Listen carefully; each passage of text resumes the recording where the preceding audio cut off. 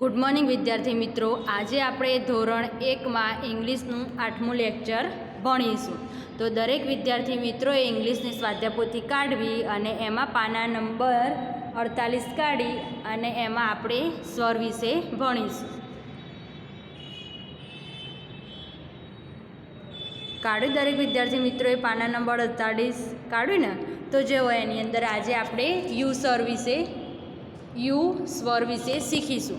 અગાઉ કયા કયા સ્વર વિશે શીખ્યા આપણે? એ, ઓ, આઈ, ઈ 4 સ્વર શીખ્યા. હવે આજે આપણે આ છેલ્લો સ્વર શીખીશું, યુ. કુલ આપણા કેટલા સ્વર છે? 5. કેટલા? 5. એ, આઈ, ઓ, ઈ અને યુ. હવે આજે આપણે આ છેલ્લો સ્વર શીખીશું, યુ. જો આ બીજી એબીસીડીનો યુ છે. હવે આપણે આ યુ પરથી અહીંયા નવા સ્પેલિંગો સાથે શબ્દો બનાવ્યા છે ઇંગ્લિશમાં, એ આપણે જોઈએ.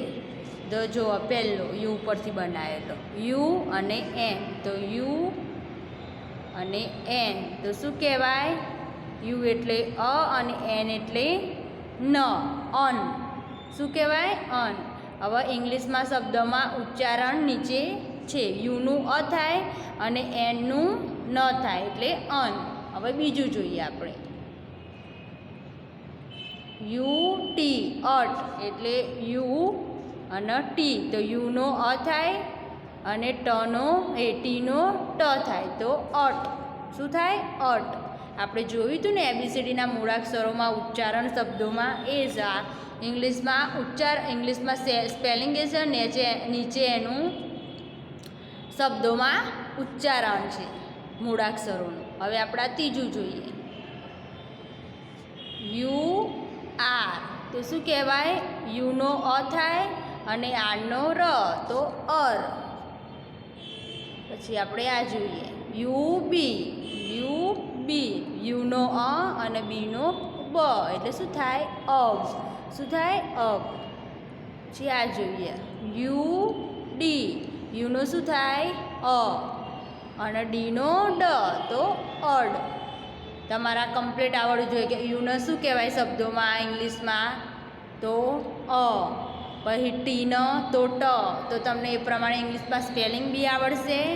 એબીસીડી આવડે એટલે ઇંગ્લિશમાં સ્પેલિંગ આવડે, નીચે એનું શબ્દોમાં ઉચ્ચારણ અને ગુજરાતીમાં અર્થ, એ રીતે તમને ફાવે. ખબર પડી ને? પછી આપણે જોઈએ યુજી યુનો અ અને જીનો ઘ. શું થાય? અઘ. પછી આ શું છે? યુ એમ યુનો અ એમનો મ તો શું થાય? અમ. પછી યુ અન તો યુ એન યુનો અ એનનો ન એટલે શું થાય? અન. શું થાય? અન. ખબર પડી આમાં સ્પેલિંગો અને એને ઉચ્ચારણ ઇંગ્લિશમાં શું થાય શબ્દોમાં? પડી ને ખબર? યુ એટલે અ. શું થાય? અ. હવે આપણે આ સ્પેલિંગો અને એને શબ્દના ઉચ્ચારણ પરથી આપણે આ નવા સ્પેલિંગો જે બનાવ્યા છે અને એનું ઉચ્ચારણ શબ્દોમાં અને ગુજરાતીમાં એનો અર્થ, એ આપણે હવે સમજીશું. તમને જો ઇંગ્લિશમાં સ્પેલિંગો આવડે અને એનો શબ્દોમાં ઉચ્ચારણ ફાવી જાય તો પછી તેનો આપણો ગુજરાતીમાં અર્થ આવડે. જો આગળ જોઈએ આપણે. આ શું લખ્યું છે? કબ. કબ શાના પરથી બનાવેલો છે? અબ ઉપરથી. શાના ઉપરથી? અબ ઉપરથી બનાવે. તો કબ તો સી યુ બી. આ ફરીથી લખું. સી યુ બી. કબ એટલે શું થાય? કબ એટલે સિંહનું બચ્ચું. લખ્યું છે ને અહીંયા. કબ ઇંગ્લિશમાં શબ્દોમાં કબ આ રીતે લખાય, એનો અર્થ શું થાય? સિંહનું બચ્ચું.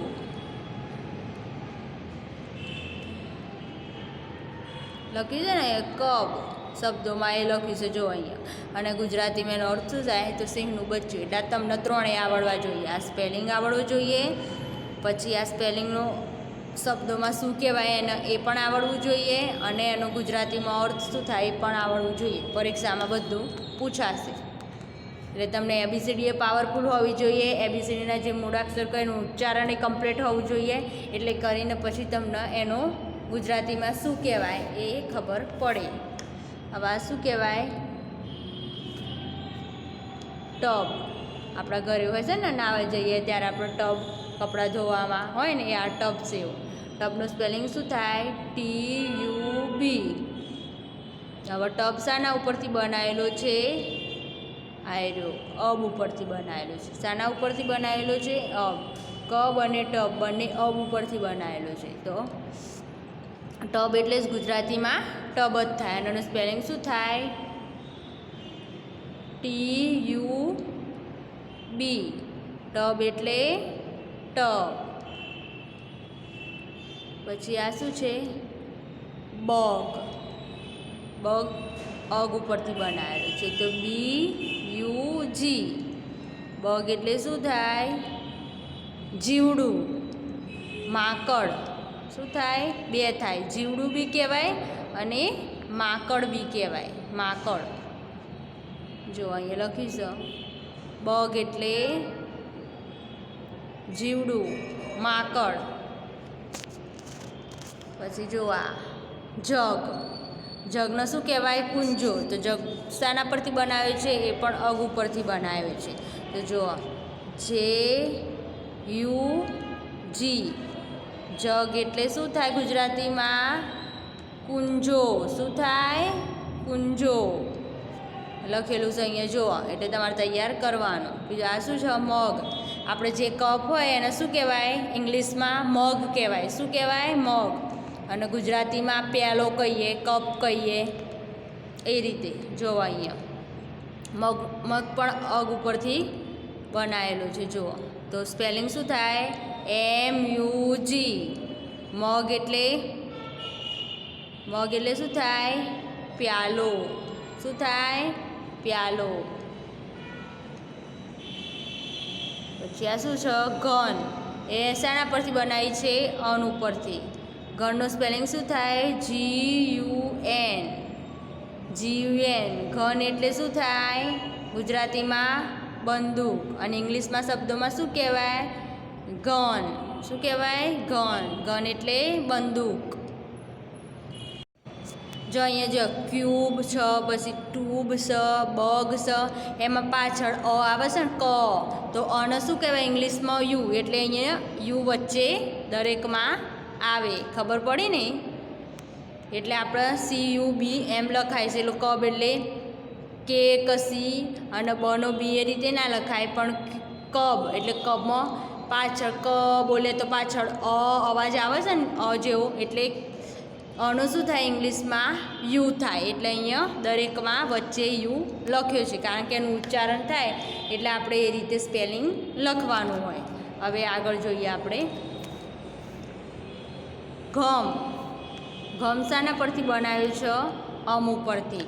તો ઘમનું સ્પેલિંગ શું થાય? GUM. ગમ એટલે ગુંદર. ગમ એટલે શું થાય?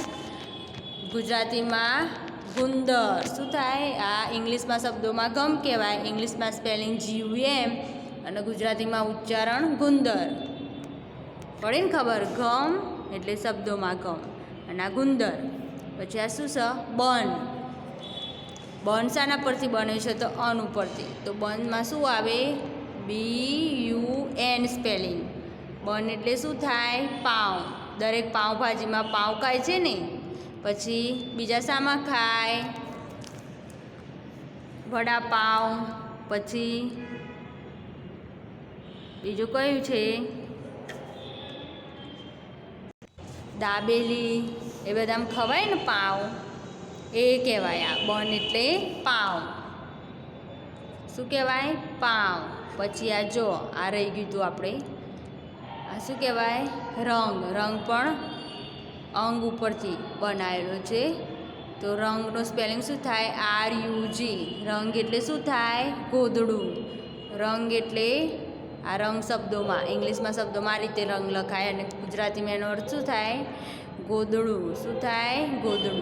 શું થાય? ગોદડું. આ લખ્યું છે ને અહીંયા જુઓ. પછી આગળ જોવા, આ શું છે?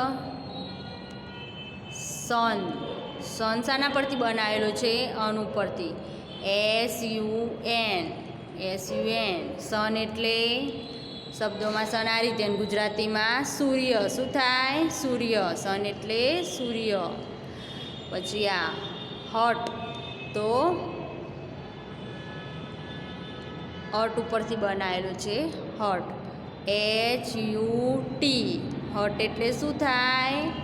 ઝૂંપડી. શું થાય? ઝૂંપડી. ખબર પડી? હવે આગળ જોઈએ આપણે. નટ એ પણ અટ ઉપરથી બનાવેલું છે, આના ઉપરથી નટ, તો NUT. નટ એટલે શું થાય? અખરોટ. શું થાય?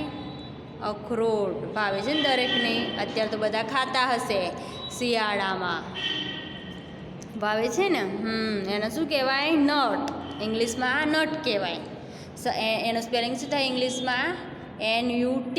શબ્દોમાં નટ, ન અને ટ, અને ગુજરાતીમાં અખરોટ. પછી આ શું છે? કપ. હવે કપનો ઇંગ્લિશમાં સ્પેલિંગ શું થાય? CUP. કપ.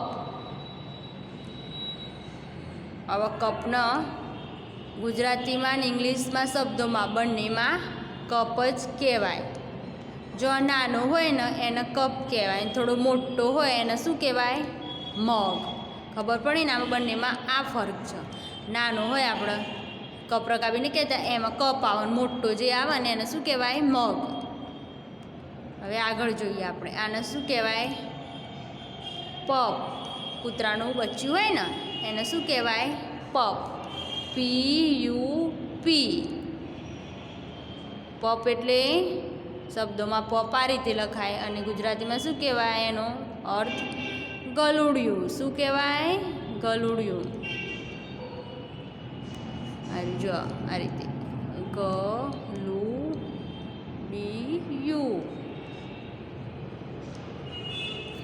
દરેકે જોયેલું છે ને ગલુડી? આપણે નહીં હોતા? આપણા જ્યારે અહીંયા કેટલાય કૂતરાના બચ્ચા નહીં હોતા એને શું કહેવાય? ગલુડિયું. દરેકે જોયું હશે ને કેટલાય રમાડતાય હશે, અમુકના ઘેર પાડેલું પણ હશે, છે ને? બધાએ જોયું છે ને? એને શું કહેવાય? પપ ઇંગ્લિશમાં. ગુજરાતીમાં શું કહેવાય? ગલુડિયું. એ રીતે જો આગળ. આને શું કહેવાય? બર્ડ. શું કહેવાય? બર્ડ. અડ ઉપરથી બનાવેલું. શું છે? બર્ડ. બર્ડ એટલે કડી. બર્ડનું સ્પેલિંગ શું થાય? BUD. બર્ડ એટલે શું થાય? કડી. શું થાય? કડી ગુજરાતીમાં. કડી એટલે આપણા ગુલાબની કડી હોય છે, ઊગી ના હોય, ખાલી એકલી કડી જ હોય, કડી આવી દેખાય તમને, એને શું કહેવાય? બર્ડ ઇંગ્લિશમાં. ગુજરાતીમાં શું કહેવાય? કડી. દરેક વિદ્યાર્થી મિત્રોને આ સમજણ પડી ને? દરેક વિદ્યાર્થી મિત્રોને આ યુ સ્વર મેં શીખવાડ્યો અને એના ઉપરથી સ્પેલિંગો, એના શબ્દોમાં ઉચ્ચારણ અને ગુજરાતીમાં અર્થ સમજાવ્યો. ખબર પડી દરેક વિદ્યાર્થી મિત્રોને? પડીને તો દરેક વિદ્યાર્થી મિત્રોએ આ સ્પેલિંગ અને એનું ઉચ્ચારણ અંગ્રેજીમાં એ અને આ અંગ્રેજીમાં સ્પેલિંગ, શબ્દોમાં એનું ઉચ્ચારણ, અંગ્રેજીમાં શબ્દોમાં શું કહેવાય અને ગુજરાતીમાં એનો અર્થ, એ ત્રણે એ બધું તમારે બે વાર આ બધું બે વાર લખવું અને તૈયાર કરવું. પડી ખબર દરેકને? હવે આપણા છેલ્લો સ્વર શીખવાડી દીધો યુ. કેટલા આવે? 5. બરાબર. કયા કયા? A I O U E. 5 સ્વર તમારે આવે અને આ 5 સ્વરો ઉપરથી બનતા સ્પેલિંગો તમને મેં શીખવાડે. પડી ખબર? તો દરેક વિદ્યાર્થી મિત્રોએ આ સ્પેલિંગો, આ 5 સ્વર આપે છે એના સ્પેલિંગો, શબ્દોમાં ઇંગ્લિશમાં એનો અર્થ, ઇંગ્લિશમાં સ્પેલિંગો, એનો ઇંગ્લિશમાં શબ્દોમાં શું કહેવાય અને એનું ગુજરાતીમાં ઉચ્ચારણ, એ ત્રણે કમ્પ્લીટ તૈયાર કરવું અને બધું તમારે કમ્પ્લીટ લખવું એટલે તમને યાદે લખો તો તમને જલ્દી યાદ રહે. એટલે દરેકે લખવું અને તૈયાર કરવું, પરીક્ષામાં પૂછાશે. દરેક વિદ્યાર્થી મિત્રોએ મને ખૂબ શાંતિથી સાંભળ્યું એ બદલ ખૂબ ખૂબ ધન્યવાદ.